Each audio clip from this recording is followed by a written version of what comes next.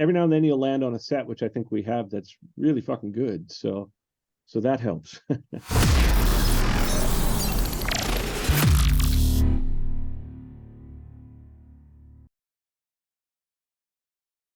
G'day guys, it is Drew here from Metalroos, and I'm here with probably one of the most legendary musicians of the scene, and certainly one of my favorites. Very humble, very intelligent man, Devin Townsend. It is an absolute pleasure to be speaking to you, my friend. Thank you, my friend. It's my pleasure as well, and thank you for that. That's very kind of you. You're obviously coming back to Sydney and to Australia for a tour, and congratulations on selling out two of the shows. I know one of the venues got upgraded. How does it feel after, I guess, going through the COVID experience and not being able to tour to then come back and sell out shows? How does it feel to sort of come back and be embraced like that? I don't know. I mean,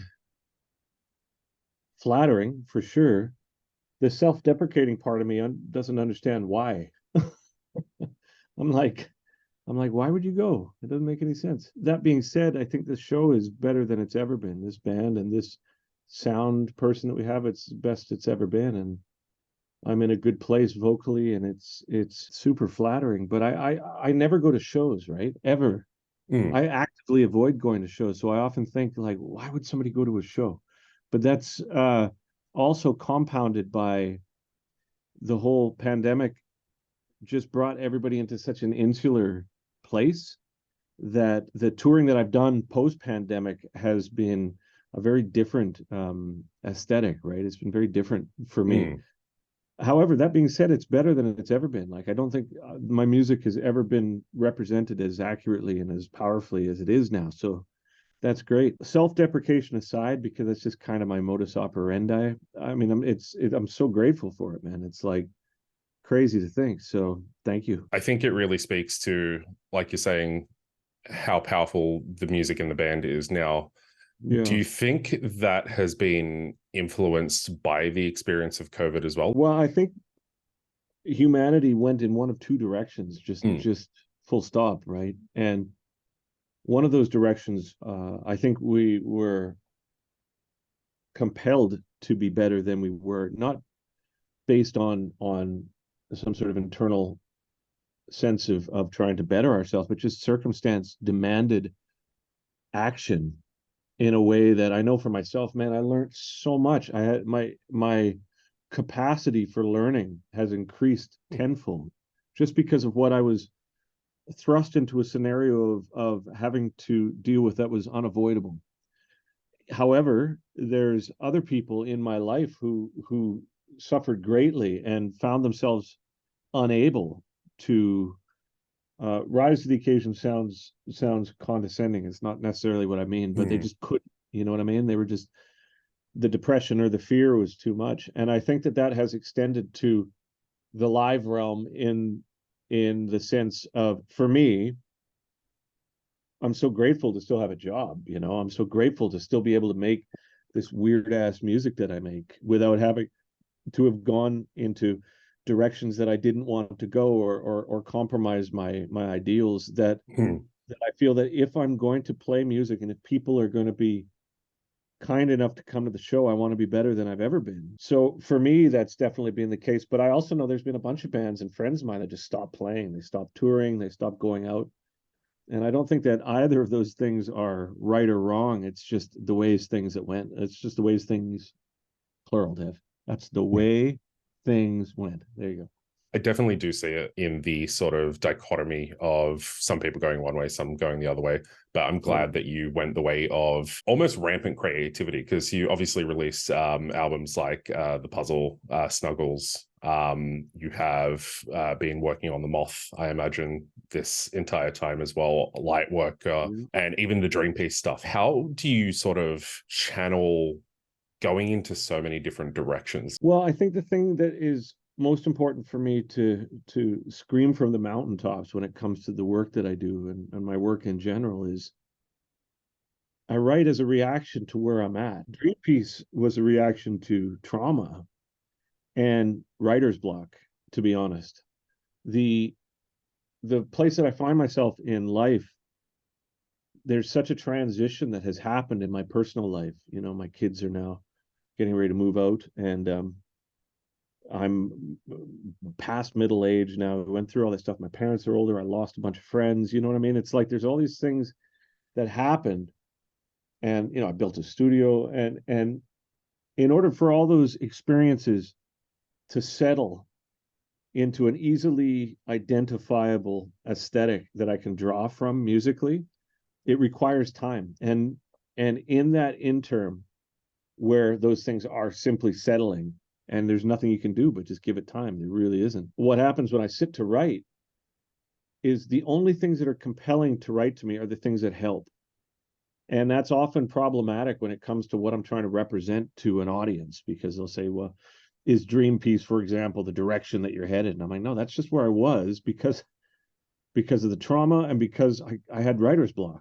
So that was a way for me to purge this. And light work was a reaction to the puzzle, because the puzzle was so intense. And what happened with the puzzle was a direct reflection of the state of being that I found myself in during the pandemic. What compels me to do those things are not based on me trying to find ways to expand my stylistic throw. I'm not looking to check things off of a list, like, oh, maybe I'll do a disco record because I've never done that before, or maybe I'll do country music or whatever the thing is. It's just these are the things that seem appropriate to me in those moments. And the only thing that I feel that is going to be worth a shit for me to invest that energy into are the things that seem compelling. Otherwise, I'm just repeating myself and phoning it in. And what ends up happening for me with writer's block, for example, like some people, when they talk about writer's block, they simply don't write anything. That's not the case with me. I write shitloads, but none of it resonates. I'll write something that's heavy. I'll write something that's melodic. I'll write something that's commercial. I'll write something that's orchestral. I'll write something that's progressive. I'll write something that's chaotic. But because my seeming lack of ability to understand where I'm at while I'm there, I have to just keep throwing these, casting these lines into the ocean in hopes that I catch something.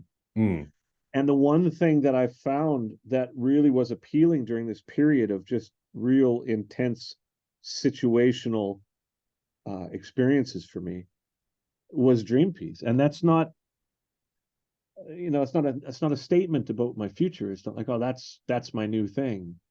It's just that's the only thing that seemed compelling during that particular period of my life.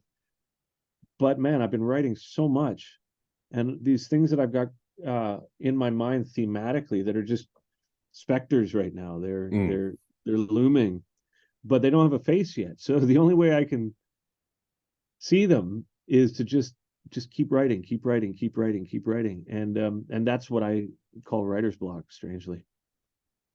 It's an interesting way to approach it, because I found for me, whenever I have writer's block for something, I get frustrated instantly that I have this image of something in my head that I want to create, and then I can't put it out in the world, whether it's just it's not the right time or I don't have the skill set. How do you push through that frustration? Or is your entire process, as you mentioned, really about you just need to keep doing the work to get to the point where you want to be? I push through because I love the creative process so much. It's I hesitate to say it's a big part of my identity, but it clearly is, and that's not the healthiest thing, but is what it is, right? But I think that because I enjoy the process so much, the process is a tangible representation of emotional progress or personal progress for me. And so pushing through it is a byproduct of just being thrust or compelled into situations in my life where I have to step up to the plate, whether or not that's for my family or for my parents or for myself or for people that I work with, or the social chaos that came with the pandemic or touring or anything. All those things I find, with the level of sensitivity that I possess, that allows me to dig into these themes and sort of bring postcards back from that edge, require me to remain strong. And the only way that I feel that I can foster that kind of strength is to keep pushing. you know? So it's less of a macho thing. It's less like I'm trying to prove something.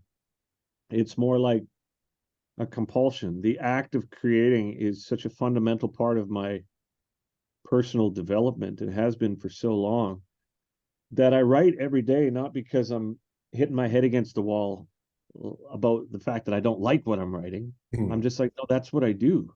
And it seems like historically, because, I've been through writer's block dozens of times. Historically, two things. One, until these experiences settle in your psyche, you're not going to have a clear enough image of what your objective is to be able to really dig into it. And two, the